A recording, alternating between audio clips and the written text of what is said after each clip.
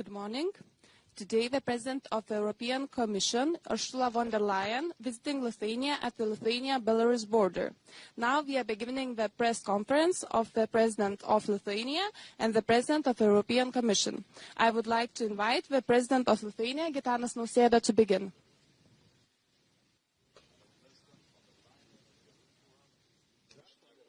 Ministers, ladies and gentlemen. First of all, I sincerely thank you, Madam President, for coming to Lithuania today and visiting our border with Belarus, the external border of the European Union. Your presence here is a powerful signal of European solidarity. It demonstrates that the security of Lithuania is the security of the entire European Union. Today's meeting clearly demonstrates our shared commitment to defending the eastern border of our Union and to strengthen the resilience of Europe as a whole. Lithuania, together with Latvia, Estonia, Finland and Poland, stands at the front line of this effort. Our task is both urgent and long-term: to deter threats, to strengthen resilience and to secure borders in Europe. The Baltic Defence Line and the Eastern Shield are not only national initiatives. They are projects of common European interest. The threats we face are real: hostile combat drones, hybrid attacks, and the constant pressure of illegal migration on our borders. The SAFE instrument provides us with the means to respond. Lithuania's estimated needs amount to €8 billion, investments that will strengthen our national defense, fortify the Baltic Defence Line, and support Ukraine. We also highly value the Commission's initial proposal for the multi-annual financial framework, which foresees substantial financing for security and defence. We encourage maintaining this ambition across all EU instruments. I would like to underline the importance of military mobility. The swift movement of military forces and equipment across EU member states is critical. We welcome the Commission's proposal to significantly scale up financing military mobility in the next EU MFF and its ambition to further improve regulatory and procedural framework. We also discussed Ukraine. Security guarantees for Ukraine are indispensable. Military assistance must be increased and sanctions against Russia must be strengthened.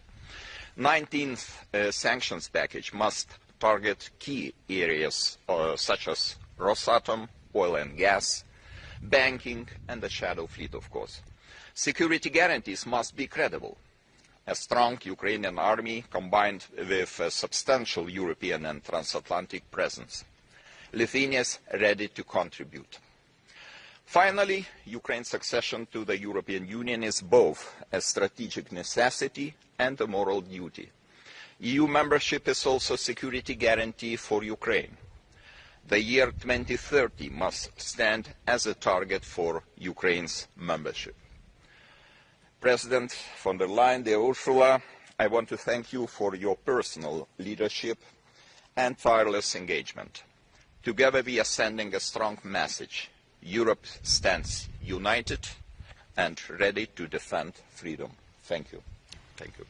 Thank you, Mr. President. Now I invite the President of the European Commission, Ursula von der Leyen, to deliver her statement.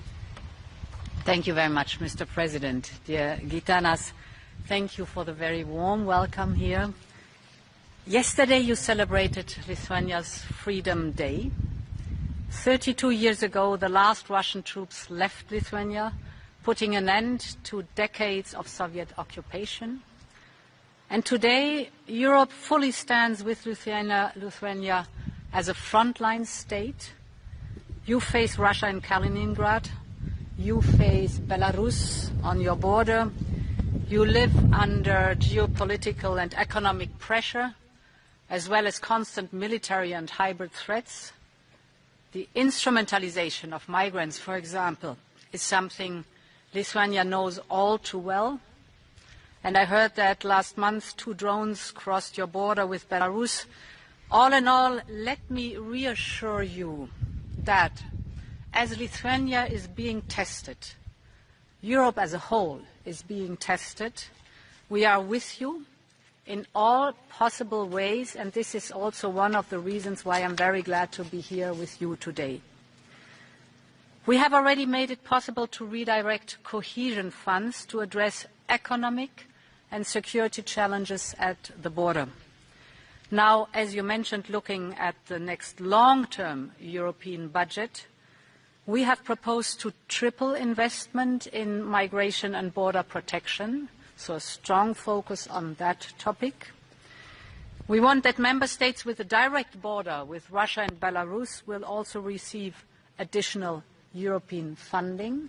It's in the European interest that we have the protection of the border here, because Europe's borders are a shared responsibility. The Lithuanian border is a European border. Overall, if we look at the long-term budget, if we look at the defence topic, we have proposed a 5-fold increase in defence investment and a 10-fold increase in funding for military mobility. You have mentioned the importance of military mobility, specifically here for Lithuania. And let me reassure you that cohesion policy will remain at the heart of our budget. So, what I want to say is we continue to support both border security and strong livelihoods. Now, while the next budget is in the phase of negotiations, we need to move rapidly now and efficiently to improve our defence posture. We cannot wait for the new budget. We have to act now already.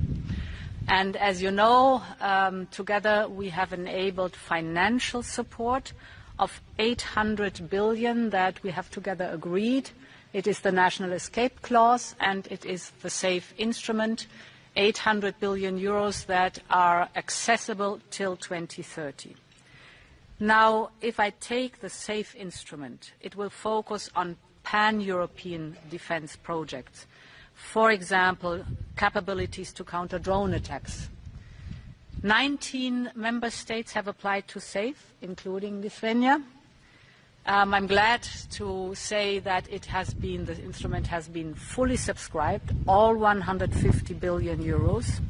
And I was glad to hear, Gitanas, that the 3 Baltic states and Poland are already preparing joint procurement for the Eastern Shield initiative. This is an excellent investment of common European interest where we should focus on. You also applied, of course, for the second instrument, the budgetary flexibility, we call it National Escape Clause. You are already among NATO's top spender by GDP, and now you have requested more flexibility in the budget like 15 other member states do too. Finally, it is important not only the funding, but also the implementation of the funding and that we have a coherent approach. Therefore, we will present in fall to the European Council a roadmap about what is necessary to strengthen our defence posture, what are our gaps, what capabilities are needed, what are our milestones, what are our targets, because we know only what we can measure really gets done finally. Dear Gitanas, having broken free from Soviet oppression, Lithuania deeply understands Ukraine's fight for survival. You have been a staunch supporter from day one on, and I want to thank you for your support and the generosity towards our brave neighbour. This includes also your new plan to allocate 200 million euros more to the Ukrainian armed forces as announced last week. This is excellent news. And you mentioned the security guarantees. Indeed, we are working on them together also in the coalition of the willing. Important is the first line of defense of security guarantees for Ukraine in peacetime is a strong Ukrainian army, well-equipped and experienced army. The second line of defense would be a multinational group from the coalition of the willing, with the backstop of the Americans. And the third important line of defense is our own defense posture. Of course, I want to mention, you can also call a security guarantee membership in the European Union for Ukraine. So this is the whole package we are together working on here. Dear Gitanas, today I'm here to reaffirm Europe's indefectible solidarity with Lithuania, because Europe needs a strong Lithuania to protect our borders and our people. I know that Europe can count on you, and I know that I can count on you and the Lithuanian people personally. Thank you very much. Now we have time for two. I invite you to approach the microphone to introduce yourself, ask a question, and tell to whom you address it. Hello, Stepaulauskaitė, News Agency Alta. A question for President of the European Commission. Yesterday you announced that in the next 7-year financial perspective, more funds will be allocated for migration and border management in countries that share borders with Russia and Belarus. However, those are long-term plans. So what can the European Union do now, considering that the threats at the borders are growing and evolving? And I'm referring to the upcoming Zapad military exercises and several recorded cases of drones flying into Lithuania from Belarus. And one more question for both. What can Lithuania expect from the European Union? Yeah. As you rightly said, the long-term structural answer is the new modern budget. And as I've explained, we put a strong focus on defense and border protection by drastically increasing the funding. But of course, we have to act also now. And two instruments that are at our disposal for defense and border protection right now is the SAFE instrument, and for the member states nationally, the national escape clause. We have already achieved a lot to help Lithuania cope with the constant pressure in the current budget. Lithuania has a 357 million euro EU program that is dedicated for border management and visa policy. We have implemented it, or we have agreed on it in 2021. And since then, we have on a regular basis added money to it. For example, to boost surveillance capacities, tracking the trains. I just could see one of the trains going through Lithuania between mainland Russia and Kaliningrad, but also the financing of the purchase of a helicopter, for example. So these are very concrete examples. Finally, to cope with the migratory pressure, we have made available almost 135 million euros to Lithuania to finance electronic, state-of-the-art border surveillance systems. So you see a lot has been done specifically for Lithuania. Then there is the second layer of instruments now, like SAFE, and then there will be the next European long-term answer, that is the new budget for the European Union. We are committed to improve the security of our state border, and Madam President already mentioned the SAFE instrument, which is especially important right now. And as I mentioned, Lithuania has applied for 8 billion euros from this financial instrument. 7 billion euros will be dedicated to establishment and development of our national division until 2030. About 1 billion euros will be dedicated to the strengthening of our border and exactly in building the Baltic defense line together with our neighbor Poland. So I think those resources will come immediately. They will be spent in most efficient way. And Lithuania understands the situation now is very dangerous, very fragile, and we have to be able to detect the UAVs which are crossing from time to time our border, and we should be able to shoot them down if needed. So this is about safety of our people, and we take this very seriously. Last question.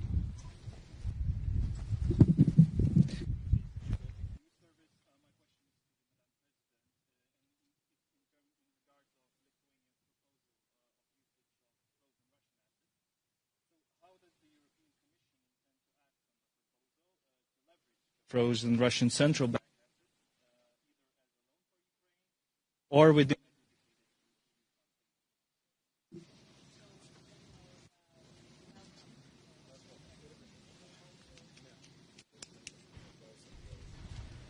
I think there we are.